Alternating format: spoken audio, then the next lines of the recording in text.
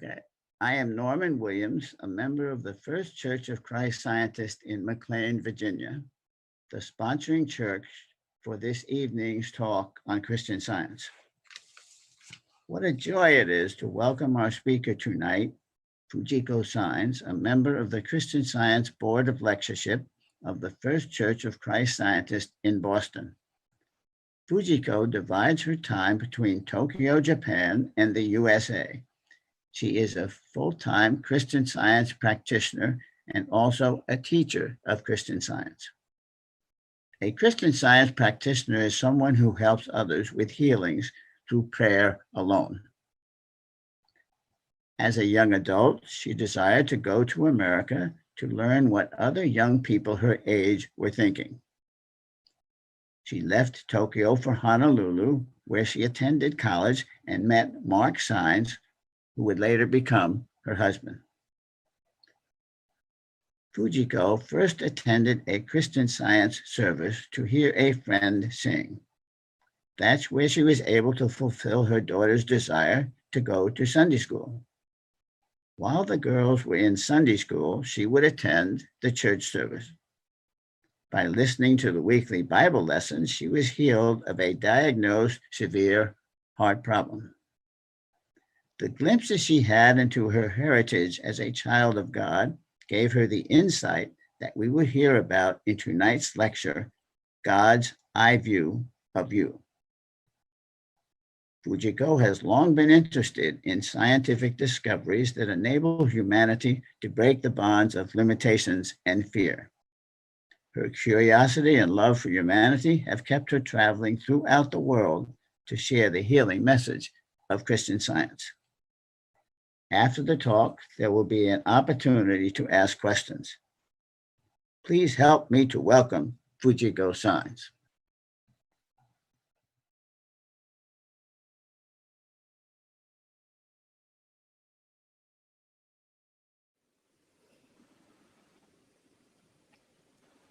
Thank you, Norman, for your introduction. And thank you, everyone, for gathering, whether you're in the kitchen, living room, your home office, perhaps in a small room, a couple of you can be gathering together.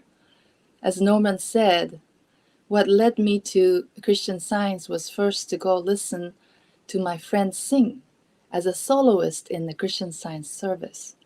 I didn't even know what kind of denomination the church she was singing in. But the song that she sang was Amazing Grace. And as you know, Amazing Grace is known all over the world.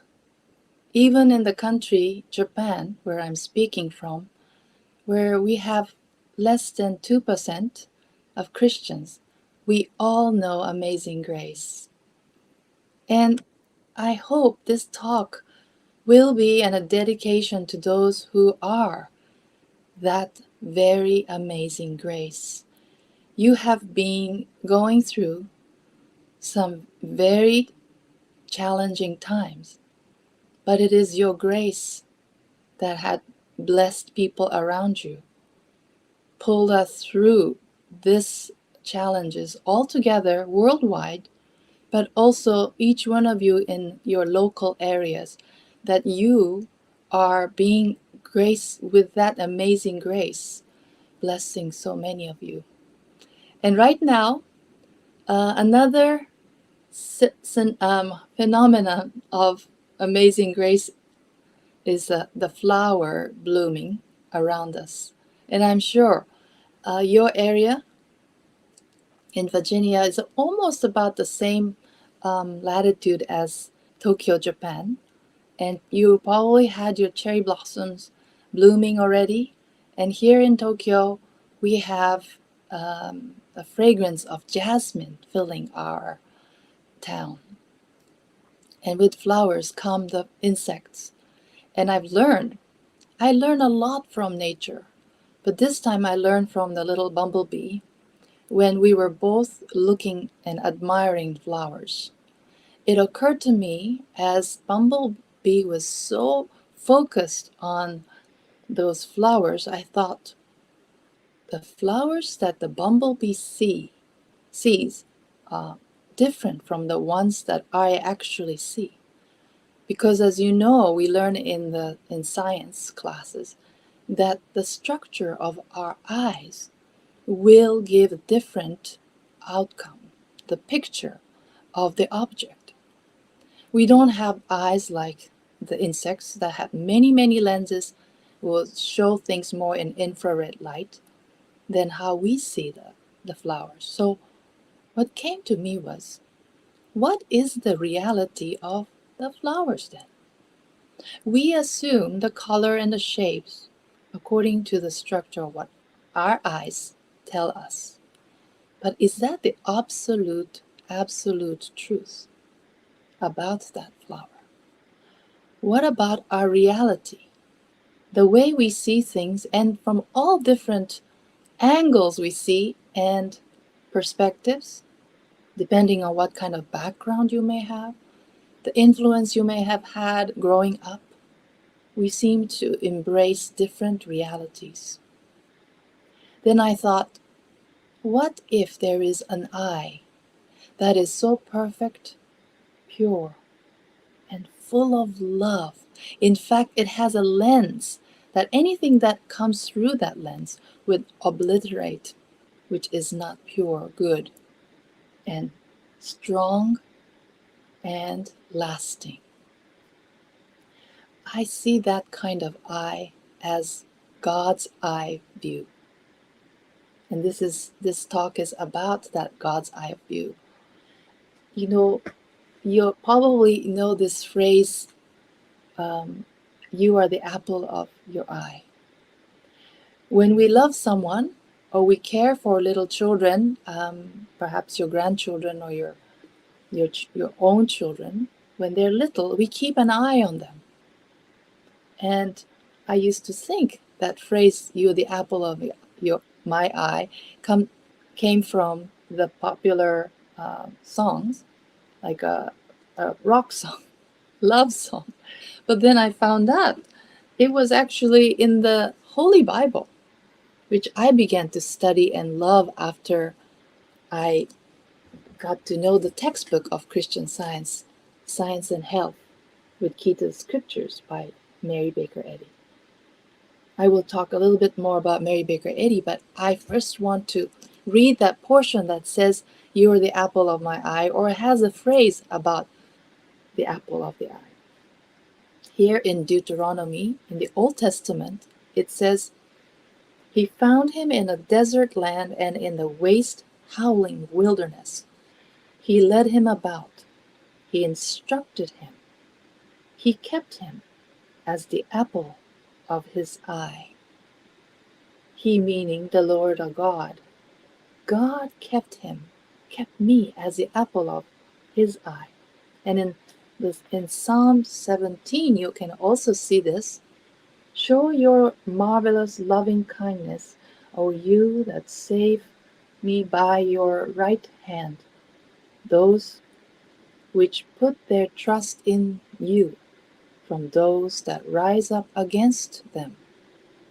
Keep me as the apple of the eye.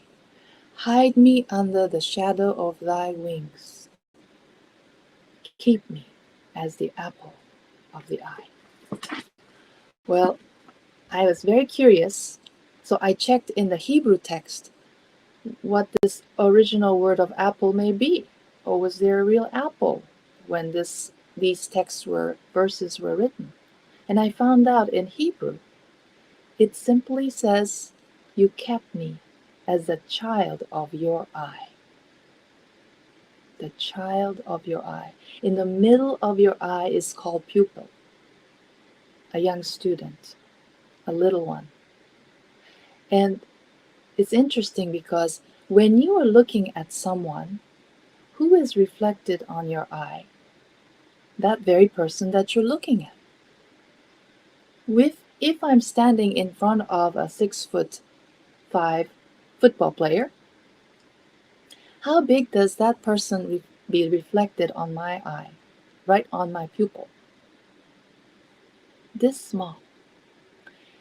No matter how big you are, when that person is reflected on your eye, it becomes very small. It makes sense. You kept me as a little child on my eye, meaning that you're not letting go of this person you're keeping an eye on, this one that you really love. Well, in Japanese, the pupil is called hitomi. And in Chinese, we also have a character that we borrow in our language. And it consists of two parts in that Chinese character. It has a radical, the part that says I, and it has one part that says a little child. That's pupil. So it seems to be universal that in the middle of your eye, you're reflected. And who's really seeing you? I don't mean God as a person, but when we think about our intentions to protect, naturally our eyes will be on that person or object. In the Bible, the very first chapter of Genesis teaches us that we are made in the image and likeness of God, male and female. You can read in the very first chapter. It reads and has a lot to do with seeing. It says, God said, let us make man in our image after our likeness. Now, image and likeness has something to do with seeing. Seeing in your consciousness.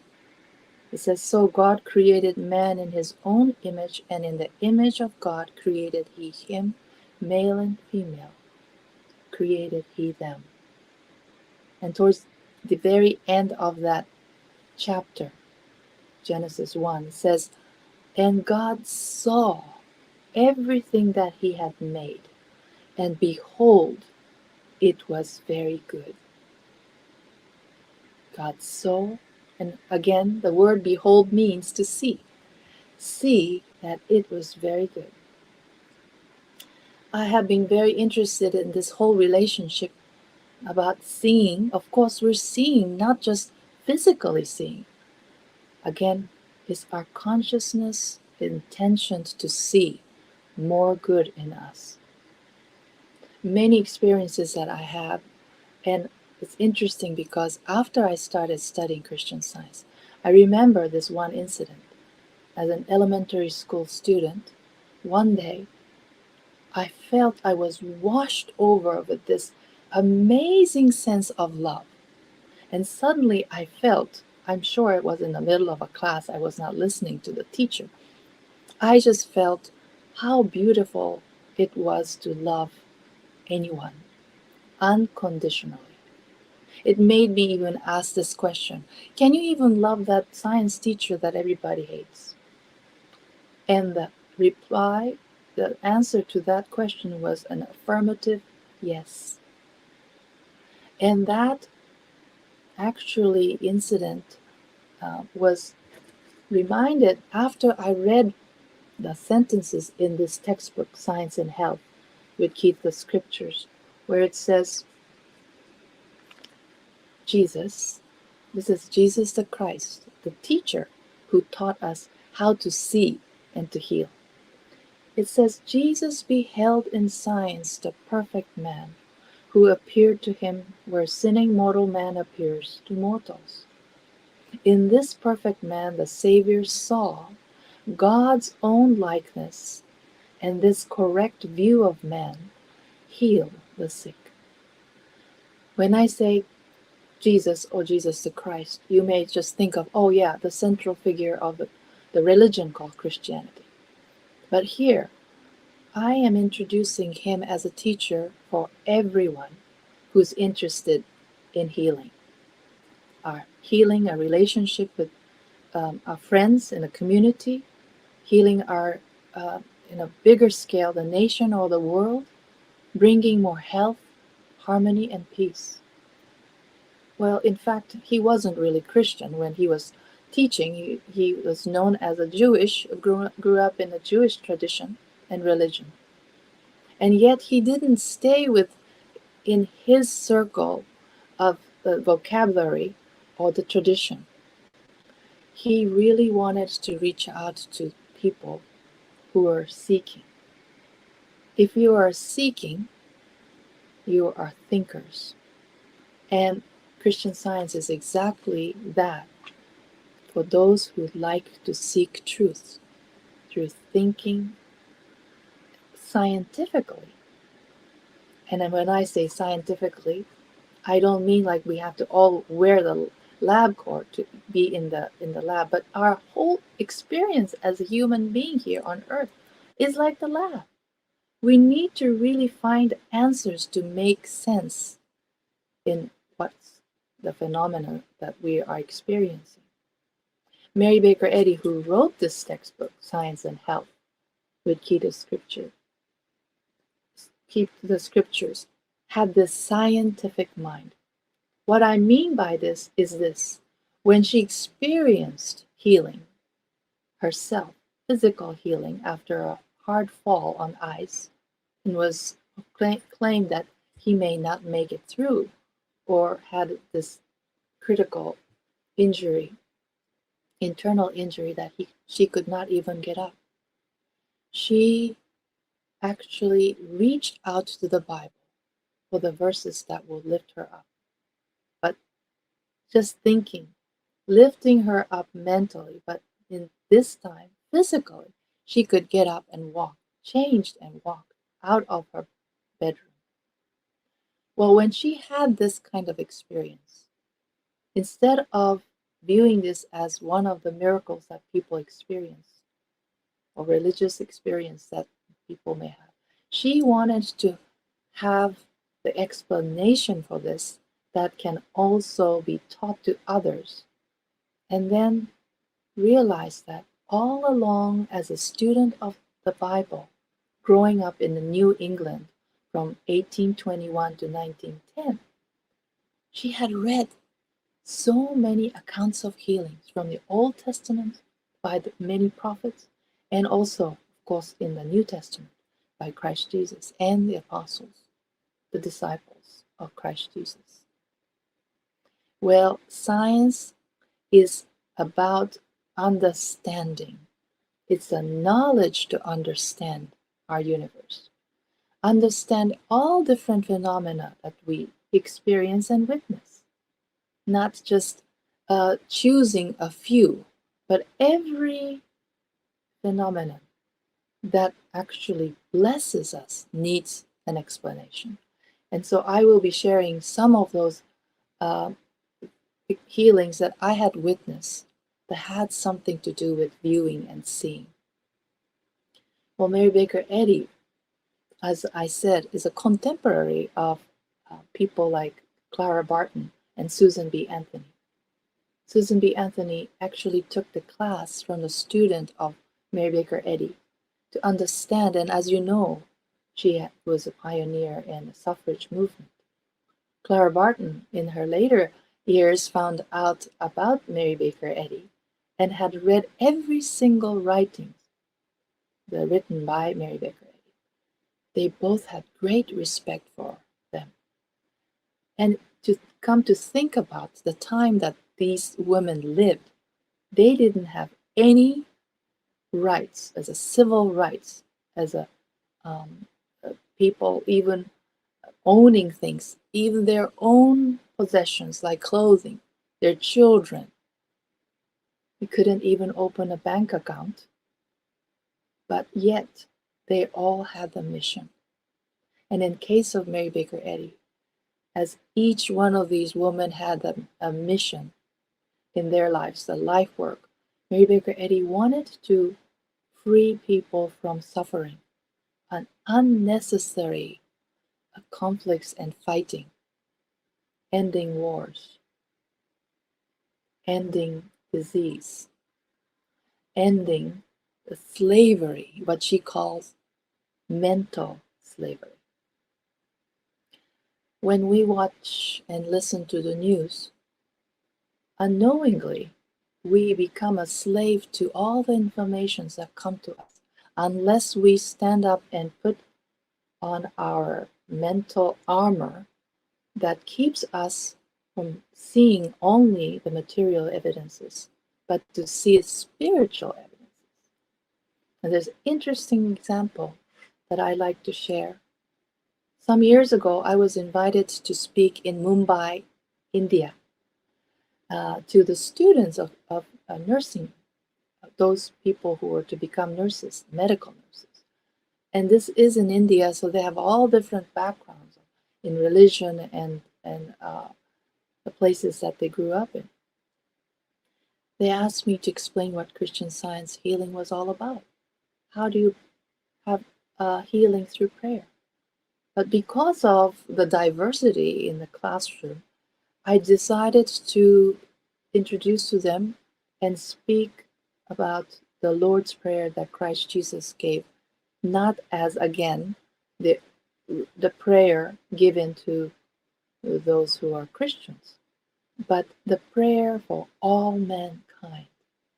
And it is so obvious from the very first line. It says, "Our Father, which art in heaven." They could all agree. They're very religious or spiritually minded students.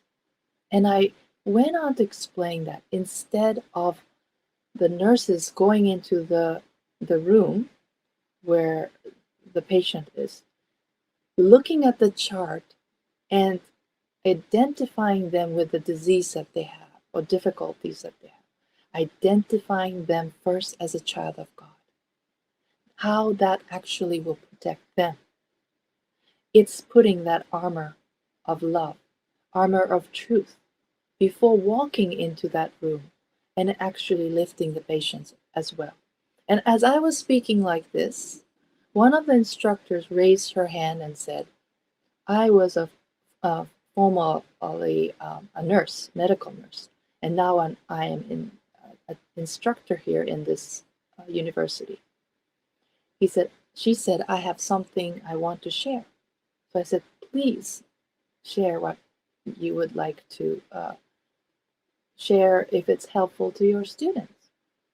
And she kept talking about how in a decade ago or so, she was diagnosed with the last stage of cancer in pancreas. Because she was a nurse, she knew there was not much that they could do at that point.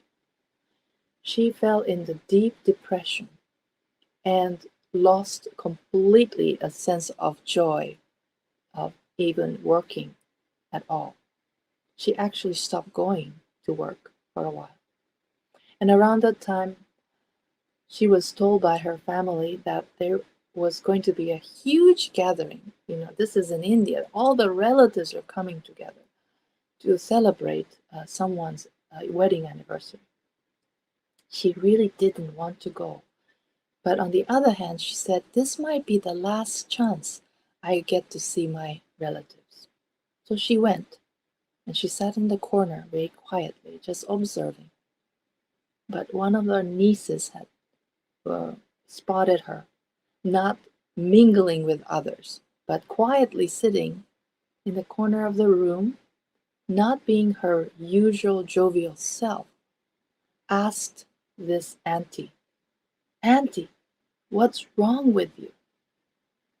And the instructor, this auntie, said to her, "Well," of course she didn't want to say the name of the disease, but she said, "Well, auntie has something really bad inside my stomach.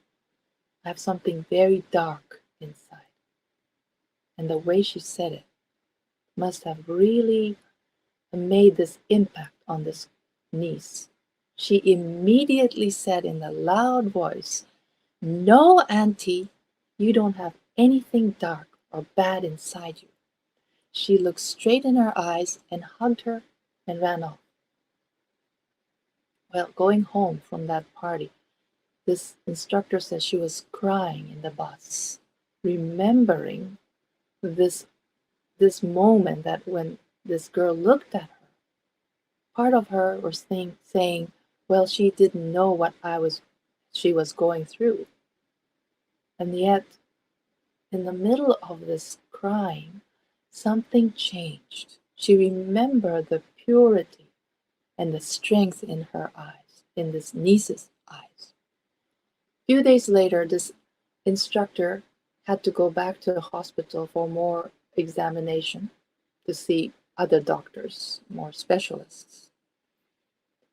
Well, she was waiting in the waiting room for a long time, and finally, a group of doctors came out and informed her that they could not find any mass that they had seen on the screen before. They had compared the pictures and they discussed and they dismissed her. An amazing part to me is that, according to the instructor, they never said to come back in a few weeks or 3 months or 6 months. She said she had no procedure or medicine, and she's standing there. This story that she shared, I didn't really know about.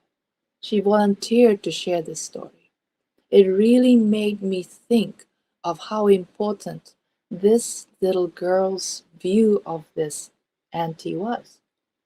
And that very strong affirmative, the no that she said really was not just saying it to be nice, but something deep inside this child knew what was true about this auntie.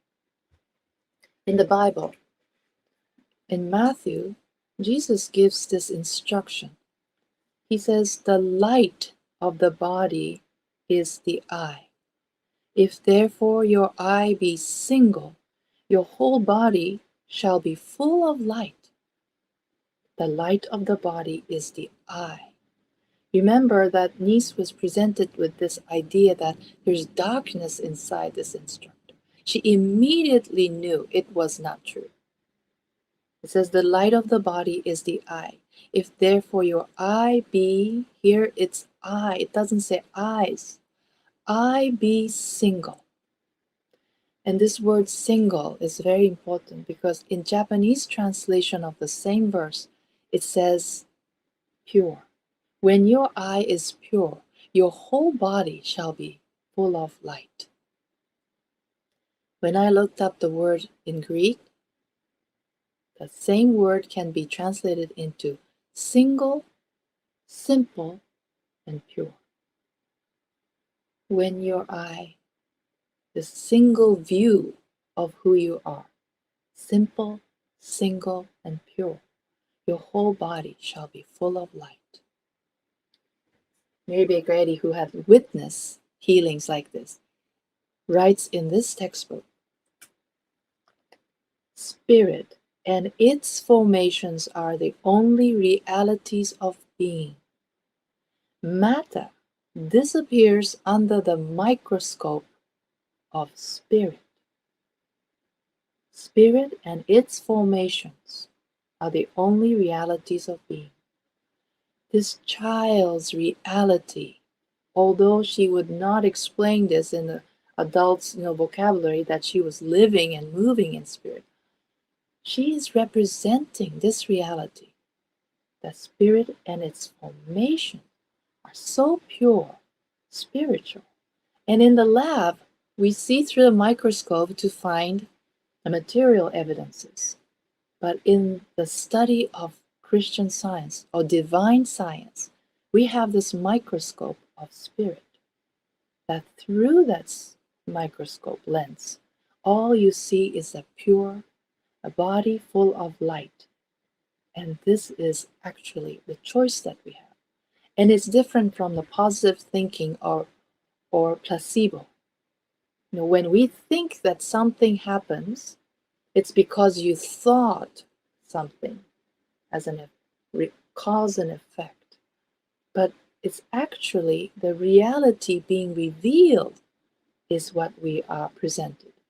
And the reality of spirit becomes more and more clear and evident when our reality shifts more to spirit-centered, spiritual, looking for spiritual evidences in us.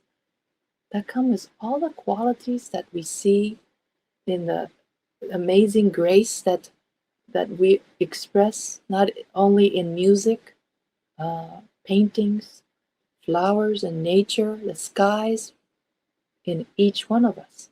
That's what this nurse's niece could see. there are other places in the Bible that really focuses this single view. In the New Testament, there's James, the general epistle, meaning letters of James. In chapter 3, it says, "Does a fountain send forth at the same place sweet water and bitter?" Can a fountain send bitter and sweet from the same place? The source of spring is one, and whatever comes out of that spring is one. This takes us back to the very first chapter of Genesis that I introduced earlier. If we are the image and likeness of God, which is good, there is no opposite of good or light. In fact, there is no power in darkness, but light has power. That, here it says, can it send forth at the same place sweet and bitter water? It's almost like saying, can a light source can emit darkness and light at the same time? No. But this child knew. It's her spiritual sense. Spiritual sense is what we need to develop more. It's not repeating the words. It's not just thinking positively. But it is really staying, looking for that spiritual answer and the messages that the teacher, Jesus, understood more than anyone else. And he was given this title, the Christ, because the Christ is that message that would understand intuitively that darkness and light cannot come from the very same source. We have a choice to choose, but it's not because of our choosing God becomes good or light becomes real and powerful. It's because it's all along we have this source. But anyway, when we think of this fountain, and when I looked up fountain, it had the same word that was used in Greek for the previous verse that I read, which was the single eye. If your eye is single, your whole body shall be full of light. Just as your eyes have tear duct, that's your fountain. So it makes sense that if your eye is having and knowing from within, that has this source of good, infinite good, which we call God. Again, it's not a person. We have other names to call God as love, written with capital L, life, truth, soul, spirit, and principle. This is what this niece understood, the divine principle, that there was no darkness in her auntie. There's another example that I like to share that can let us see that it's not like a person had to be right in front of you to see that perfection that we've been given as the image and likeness of God. One time my husband was visiting my daughter who was working in China, and they decided to go into the deep countryside for hiking trips for a couple of days. I was in Tokyo helping my parents and just finished my grocery when I received a text, one of those old flip phones. The text came and this is what it says: "Help and pray. Papa is in pain." And that was it. It didn't say why he was in pain, where they were. So I dropped my grocery, found a bench to sit down. I closed my eyes and thought of this. There's only one source where my husband is with my daughter. It's the same atmosphere, the same reality that only one good God sees. And as I was thinking this and was going to write something back on my phone to text back to my daughter, the next text came and said, Papa is fine. After that, I didn't hear anything because they went into the deep valley where there was no signals for the phone. When my husband came to Tokyo to tell me this experience, I found out he had all the symptoms of food poisoning. He was sweating and was in great pain, rolled like a tight ball closer to the ground. And after my daughter texted me, soon, maybe a couple minutes later, he said he felt something punched his stomach and the pain was gone. And he could stand up. And I also heard this from my daughter. He said, pain was gone. I'm fine. They went on walking. Never talked about this again. But then I thought of this. What was I doing? I was reminded to see him as God sees him, not as poisoned or vulnerable, a body that has to somehow cleanse or detox. But from the offset, it's just like the fountain with the sweet water, the pure, perfect light filling him was revealed. All the healing is really revealing. It's not fixing. So that was one example that I like to share because two things. It has a whole distance between where he was in China and where I was in Tokyo. And we call this prayer, but as prayer can be explained in so many things and in so many ways. And one of the things that I'm learning is to really see correctly, not humanly seeing correctly, with my heart eye. We call it kokoro. Kokoro no me. Like the eye of your heart already knows what is true about you, that you're not vulnerable, that you already have everything that you need to keep yourself healthy. Health is not something that comes and goes. Health is like that rock that you can stand on, and nothing can move you from there as an image and likeness of God. Many other examples like this will point to you that in the scriptures, in the Bible, that you see how God is viewed. Sometimes we have this view of God that knows both evil and good. And you know, that view comes from the way we are trying to explain the reality that we live in. Physically, we are experiencing something from our five senses to trace back to see where did it came from.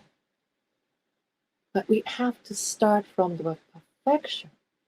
And I love what it says in Habakkuk. This is in the Old Testament. It says, you are of purer eyes than to behold evil, and cannot look on iniquity. Your eyes are so pure, it excludes, it knows nothing about evil. Without that understanding, I think it will be, we will always come to this dead end because we don't have the source that we can rely on to see how universal this God's eye view is. Not to those who are especially selected people that healing takes place, but it takes place to all of those who are open to receive, but also to those who are willing to give. Give this opportunity to learn more about our relationship with God. Mary Baker Eddy defined science in one of the booklet called No and Yes, that science is that which reveals and interprets God and man. Our entire universe, we don't know, according to the scientists, astrophysicists, that it's expanding or it's infinite. No, I just saw the crew meeting in the outer space, in the space station. They look so happy to to come together. They're all hugging. And I just felt like whether it's taking place where there isn't even an oxygen or not, when people come together, what they're looking for is love and affection. That's universal. And that love and affection is as universal as receiving healing and experiencing and witnessing healing. After I decided to put my name on the public so people can call me to talk about healing, and they can ask questions when they get this textbook, Science and Health. You can ask many, many questions. Some of them will order this and start reading the last 100 pages first, because this 100 pages consist of letters sent by those who were healed simply by reading this textbook. So this textbook is so important, along, of course, with this Holy Bible, which are our pastor. We don't have a personal pastor. So whenever I travel, I have this pastor with me. One time I was invited to travel to Seoul, Korea, because a student of Christian Science wanted me to come to help his in-law, a gentleman who was told he is in the last stage of cancer after having many treatments in America. In Texas and New York, I guess there are famous cancer research hospitals where he went and had treatment and was now back in Seoul. He, of course, asked him whether he could invite me, and I guess he said yes. But the time when he called me, this gentleman was already in a state of coma. And I flew overnight, arrived in Seoul, was taken to this gentleman's hospital room, a very big hospital room, and all the family members were outside the room waiting in the like a living room area on the ward, the floor. I didn't meet the families first. I was introduced to sit right next to this gentleman who is not moving, have all these things attached to him, and actually things that were being attached to being already taken off because they were just waiting for him to pass. It was, of course, a dark room. I'm sitting there all by myself. And I closed my eyes and reached out to our Father. Father, I am here. I must be here because of the family's love. They love him so much. And I know you love him. And at one point, it really made me even doubt, like, what can I do here? And as I was sitting there listening quietly, a thought came to me that said, see what I see. I opened my eyes and I closed again because I knew it. That message didn't mean like see him with my physical eyes, but see him as God sees him. And because God is life, as I said, that's also in the Bible, I must see vitality, activity, life, strength in him. Because God is love. We were both embraced in love in that room.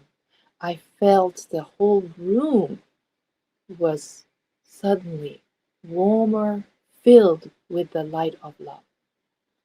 And I don't know, I went on to just go through some of the names that I use for God, like soul and spirit. And soon I heard this rustling sound. So I opened my eyes, and this gentleman was looking at me and said something in Korean. And the one thing I knew about this gentleman was that he spoke Japanese. So I said to him, Mr. Cho, I'm Fujiko. I came from America, but I'm Japanese. And of course, because he heard about me and he said, yes, yes. He looked around and said, where is my family? So I said, Your family is waiting outside. He requested that his daughter was brought here to his room. And he said, I want to walk. That was the second request, to call and bring his daughter and to walk with her. So I rushed out to get the daughter. There are 2 sons and a daughter. She came with me crying because I said, he's awake and wants to see you. She entered with me, and we both saw him sitting at the end of the bed. He was looking for his slippers. He was ready to walk. He was ready to stand up. So the daughter stood on one side and myself on the other side. He stood up holding on a little bit onto his daughter, but left his room, and 3 of us walked the entire ward of that hospital floor. It was a very big hospital. And every time we passed nursing station, all these nurses will pop their head out in wonder, like, what's going on? He walked all around, came back to his room, wanted to be with his daughter. And soon after, I left because by that time it was like 2 or 3 in the morning. Next day, when I went to see him in this beautiful hospital room, all the draperies were open, the curtains were open, and I saw for the first time the basket full of fruits and flowers that he was surrounded by. He called me as he was sitting in the sofa. He said, Ohayo gozaimasu. Good morning, Fujiko-san.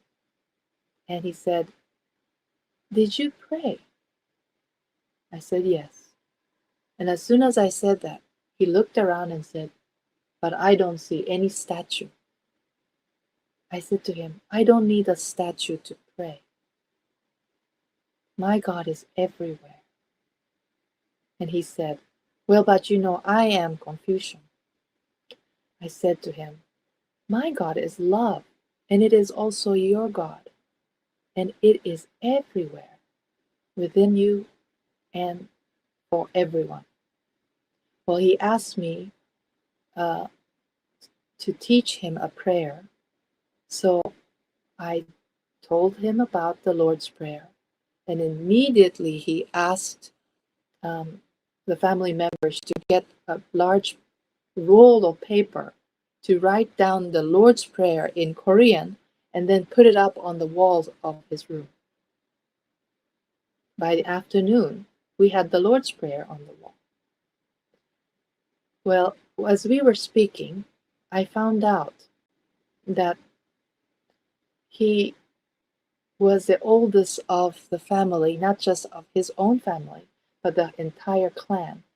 And his father had passed immaturely, and as the oldest one, he had to take care of the entire relatives as well. He asked me at one point, what would be my purpose? Because I had built 3 different companies given to my sons and my son-in-law. I don't know what the purpose is in my life now that I'm here. I had to really think. And the thought came to me. The words actually came to me to say that, Mr. Cho, the purpose in your life is now to love. And I had no idea what impact it had, because after I said that, the first nurse that came into the room, he and said, well, this is a very difficult and challenging job. Would you like me to find a job in my company? Maybe there are a nicer job than this. And then the next nurse came with a meal, and he noticed that she was not wearing a wedding band, and he offered and said, would you like me to find you a husband? I can find you a nice husband. I just thought it was really strange. But this was the way he wanted to express love. When I said your purpose was to love, this all became like a job description. He immediately applied what he thought was love. And then later on, one of his sons explained to me, well, my father was a, a tycoon, was a tyrant. He never said thank you or delicious even to our mother. He was an angry man. So it really explained that he had not been practicing what we might call love or loving behavior the entire life. But it's because, as I said, he was put on this role to take care of his clan, the whole relatives, when he probably had a different dream. So the following day, I asked him, Mr. Cho, what did you want to become as a child? When you were a child, what was your dream? And his eyes sparkled and he said, Fujiko-san, I always wanted to become a painter. And I said, it's not too late. You can become a painter. I said, look at all these basketfuls of flowers and fruits. You already have things to draw. And next day when I went there are several pieces of drawing that he had done after asking his driver to bring some sketchbooks and pencils. And the work that he had done almost looked like he went to an art school. What did it really teach me was that time that he passed from a childhood, this was in his mid-70s, his dream had never been extinguished or lost in him.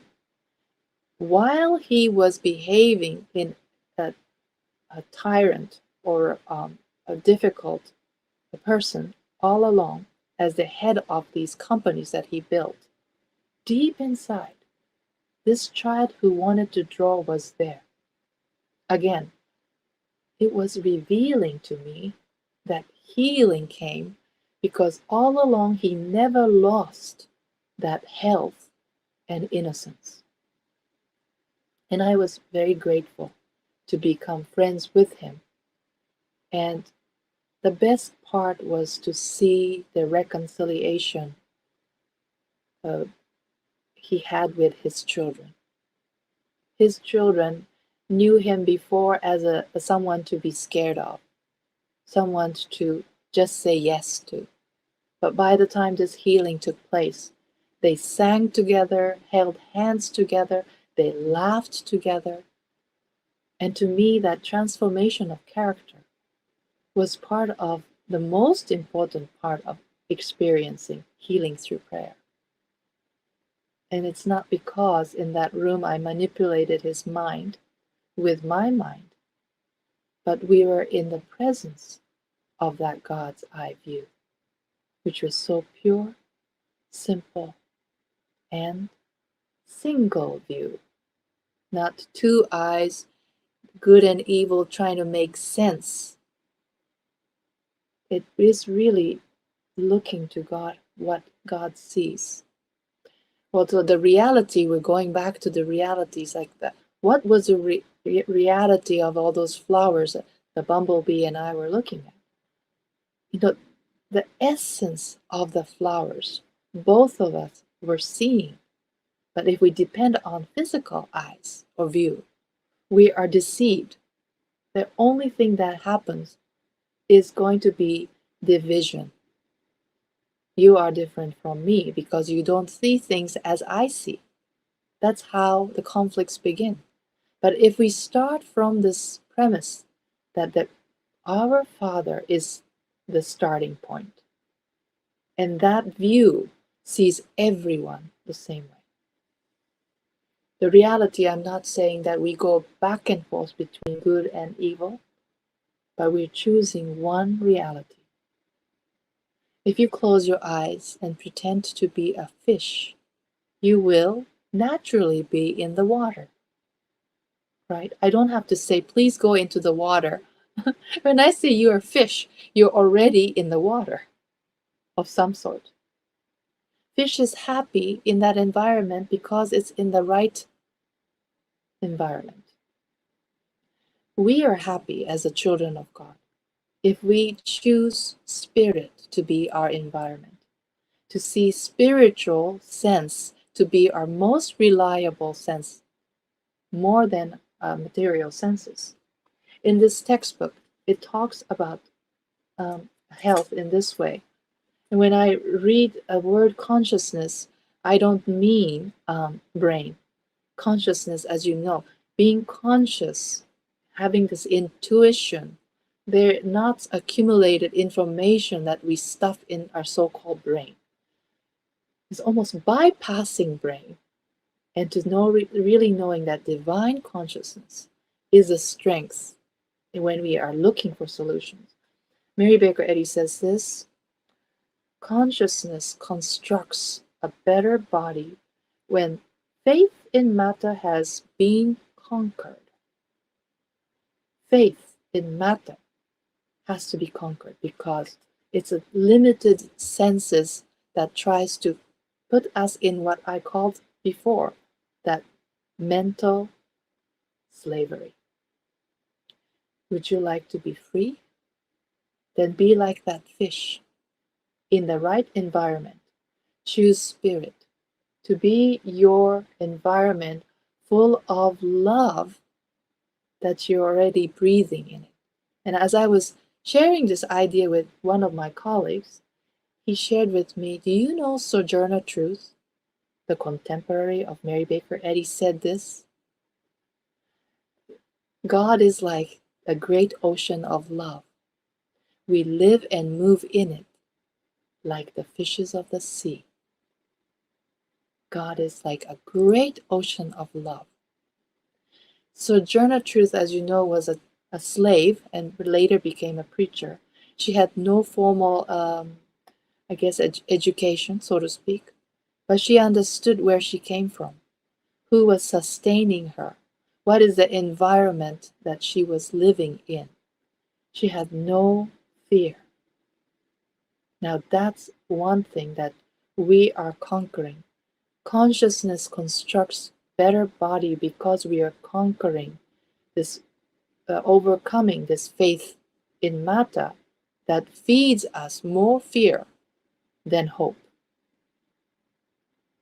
My sister the other day, walking by the jasmine flowers, which is in my parents' backyard, said to me, these flowers, and had a little bit of pause and said, they know nothing about coronavirus.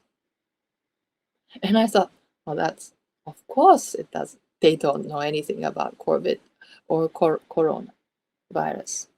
But you know, she was actually seeing the essence of life, that in this beauty there is nothing that contaminates these flowers. And I thought, for us, we have to see it like this. As a child of God, we are not touched by this, not touched by anything that will change our true nature. It is really, of course, every step of the way in our human society with all different levels of understanding. We need to be obedient to what the law of the land requires us to do. And we all have choices. But deep inside, if we understand that is a consciousness constructing better body when we conquer the faith in matter, we will have more permanent health and peace. We know how to protect ourselves that way from either hatred, prejudice, and also from this so-called outside enemy that is invisible to our human eyes. But if we turn everything around and say everything is obedient to this one view, the single eye view, and remember, the light of the body is the eye. When therefore when your eye is single, pure, and simple, your whole body shall be full of light. So let's really look forward to seeing more of your spiritual senses informing you Like I had to really listen to not what I had learned before, but the fresh and new ideas that will bring hope. Like my sister who noticed and said this with relief. And in a sense, she had this better view on who she was when she realized that these jasmine flowers are blooming not because it's a time to bloom, but to give her a message that you never lost that amazing grace that God had given you, and it's within you. Thank you.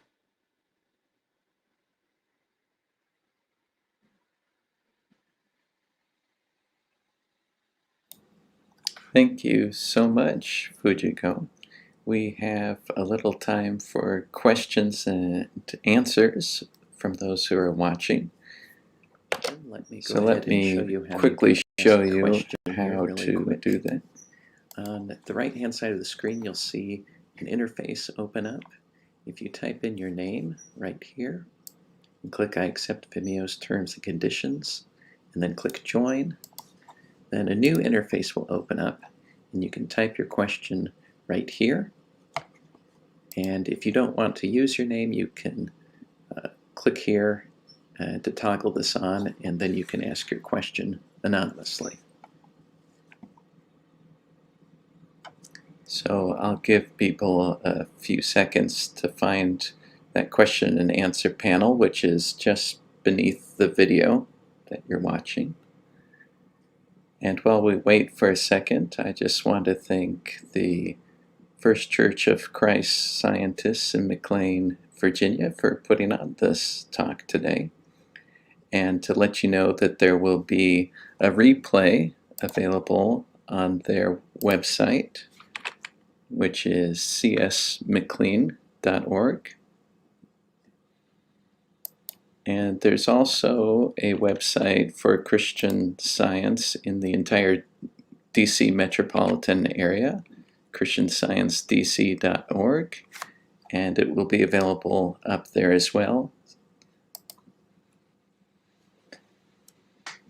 And we do have a first question. Okay. How would you pray about finding employment? Finding employment. Yes. Well, it's interesting because you asked, how in my the account that I just shared, how Mr. Cho asked me what is the purpose in his life. As someone who worked all his life, in a very aggressive way in some ways, building 3 different companies, he just felt like he was lost. Even if he gets his life back, what's the purpose in our lives? When we don't have jobs, we tend to feel that we lose our purpose. But I feel that everyone has a purpose. And by not accepting, first of all, that you're somehow out of work, unemployed, not useful, we can really regain this sense of purpose. And the purpose can even start from noticing something. When you notice and you act on it, trusting, believing that it will lead even to a job. I'm sure many of you have read in the news about this boy who lives in I think Baltimore area. He learned how to sew when he was 8. His sister, older sister, taught him how to operate the sewing machine. And this sister taught him how to make a bow tie. And every time he made the bow tie and wore it, he noticed that people gave so much attention to him.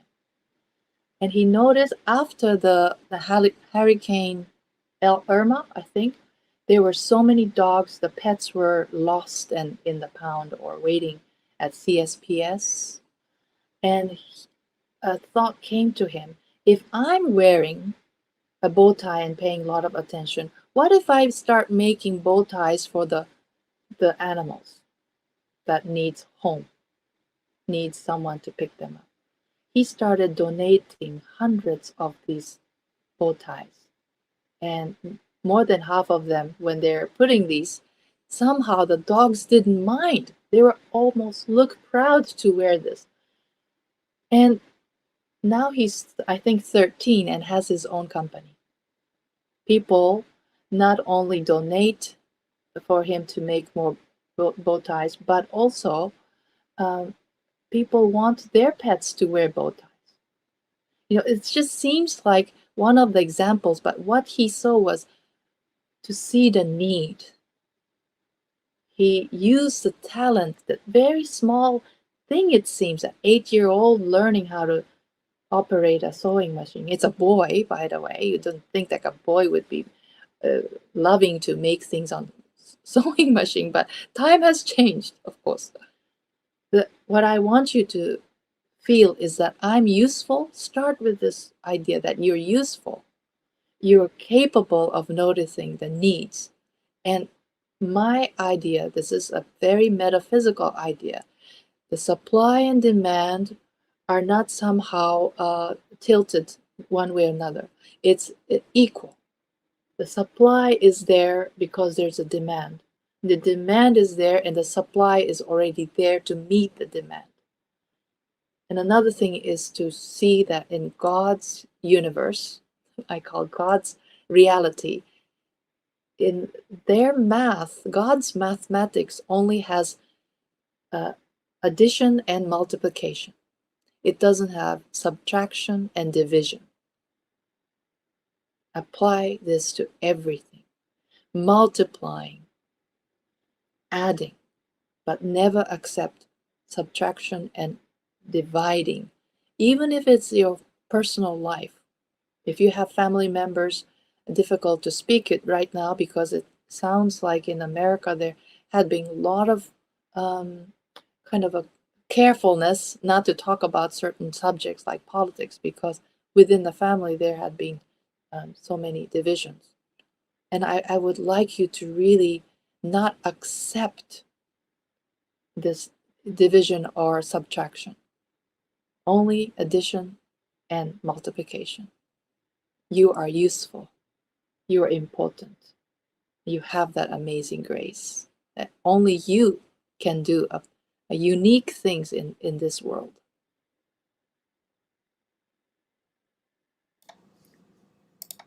We have another question. Annie asks, is it possible to heal cataracts in the eyes? That's because I had mentioned God's eye view. I have seen and read those who have been healed of cataracts by simply reading this. But then if it's hard to read, you can also listen to the audio edition of Science and Health.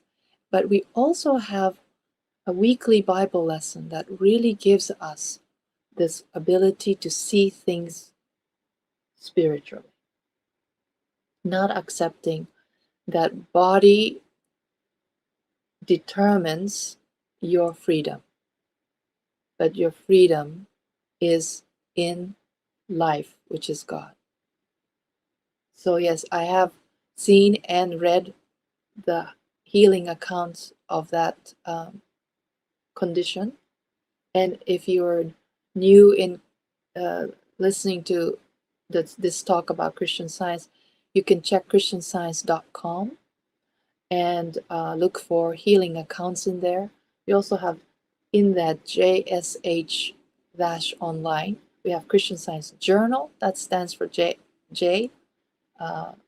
and S is Sentinel, Christian Science Sentinel, and then we have Herald of Christian Science that comes in all different languages. So please check christianscience.com. We have another question. And just to remind everyone, if you would like to ask a question, just scroll right below the video and you can type in your question. Someone asks, how do you forgive those who have unjustly hurt you? Hmm. Well, I had that experience, and what really helped me, I can only speak from my experience, is that I learned in Christian Science, in the Lord's Prayer, there's one line, forgive us our debts as we forgive our debtors. And to that line, Mary Baker Eddy gives this spiritual sense. She calls it spiritual sense to that line is love, and love is reflected in love. Love, the first love, written with capital L, is reflecting love. And for your protection, that to know that the only thing that actually touched you is this love. I had this experience of having to really pray about this because I was physically experiencing illness from a post-traumatic syndrome. And it's not fun, of course, waking up in the middle of the night or suddenly sweating and being so scared of the condition, even if it's not taking place at that time. But when I learn about this spiritual sense to this Lord's Prayer, and forgive us our debts as we forgive our debtors, love, and love is reflected in love. The change had happened. Even to the ones who had inflicted harm on me had a new beginning. Unknowing at the same time, again, there's a distance and not like we were talking at that time. But I trust that you will find that an opportunity to see that how precious you are, and nothing that another person or place or thing had inflicted on you would be permanent. What is permanent is that love. The love that made you, love that's maintaining you, sustaining you, and giving that divine intelligence that free us from that mental slavery.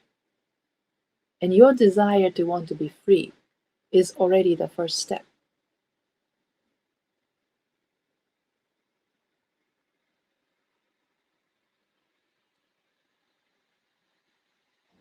We just got a couple more questions in. Laura would like to know, how would you pray about having right and fulfilling relationships in your life?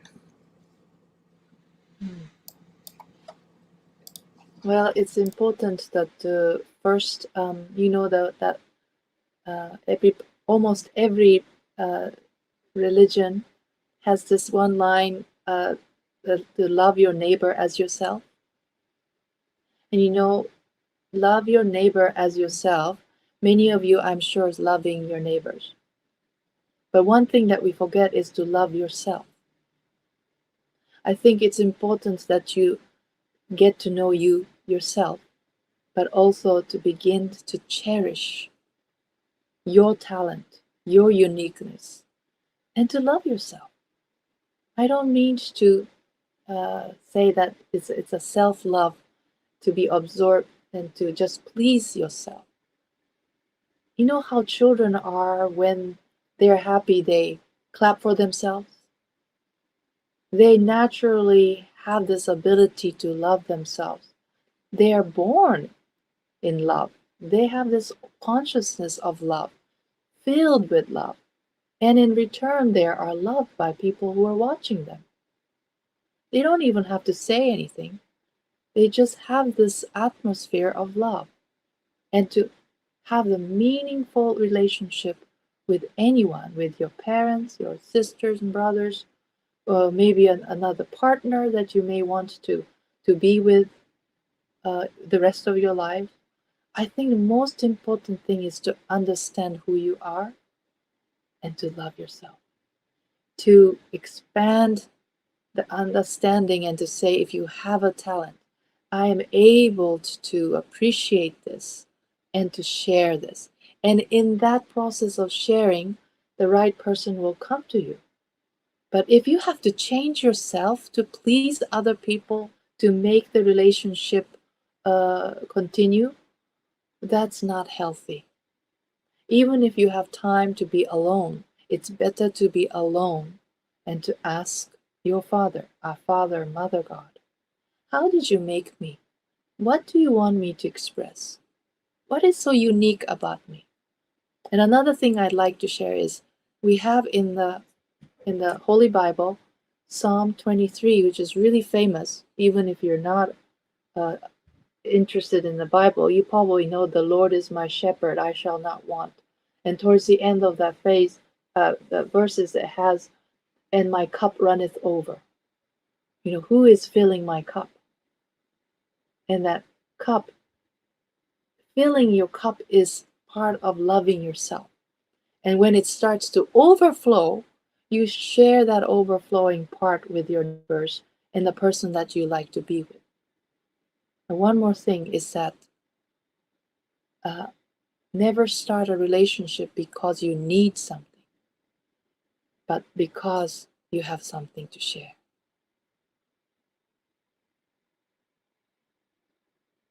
Thank you.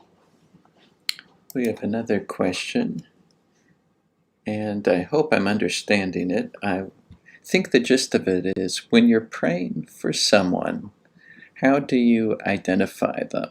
Do you pray for them by name, and how do you see them? Well, of course, it might be helpful to know that person's name, but the most important thing is to know that God, our Father, Mother, knows that person.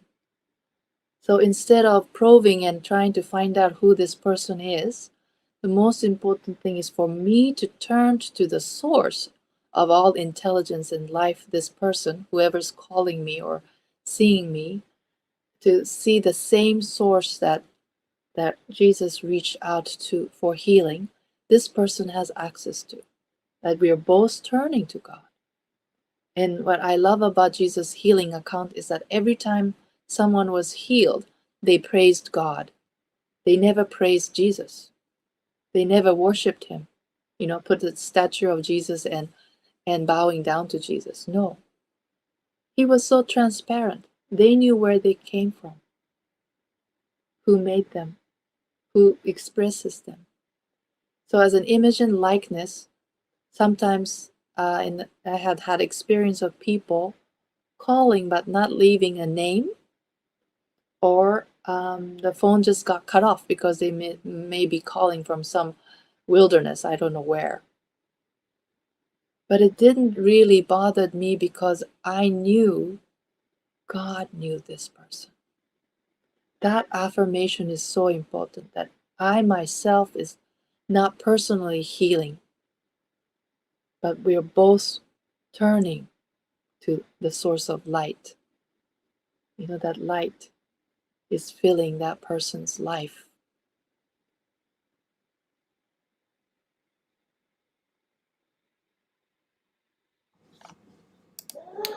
Well, I think that's all the questions that we have, Fujiko. But we would very much like to thank you for being here today and everything that you've shared. And we would also like to thank the Christian Science Church in McLean, Virginia, for sponsoring this lecture for everyone. And this lecture will be available immediately on this website, lensandprism.com/McLean. And it will also be available in about 24 hours or so on the McLean Church website, csmclean.org, and it should be up there for about a month or so, I think they said. And also it will be available on christiansciencedc.org. So if you missed anything or you would like to share it with anyone that you know who might be benefited by this, feel free to check it out there. So thank you so much, Fujiko, for your inspiration today. Thank you, everyone. Thank you for being the light of the world.